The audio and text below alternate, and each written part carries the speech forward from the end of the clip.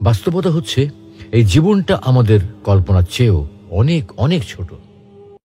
আজ থেকে ১০০ বছর পর ক্যালেন্ডারের পাতায় যখন ২১২৪ সাল, আমাদের প্রায় প্রত্যেকের দেহ তখন মাটির নিচে, অস্তিত্ব তখন রুহের জগতে। ইতিমধ্যে ফেলে যাওয়া আমাদের সেই সুন্দর বাড়িটা হয়তো পরবর্তী প্রজন্ম ভোগ করছে। পছন্দের কাপড়গুলো ব্যাকডেটেড হয়ে গেছে।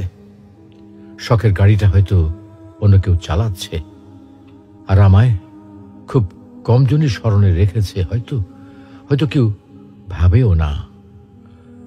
হাতে তাদের সময় নেই, যাদের জন্য এত কিছু করতে করতে নিজের জীবনটাই শেষ করে দিয়েছিলাম।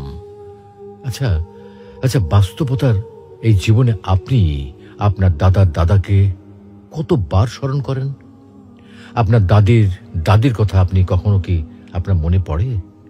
পৃথিবীর বুকে আজকে এই বেঁচে থাকা, এত হইচই, এত মায়াকান্না এভাবেই চলছে।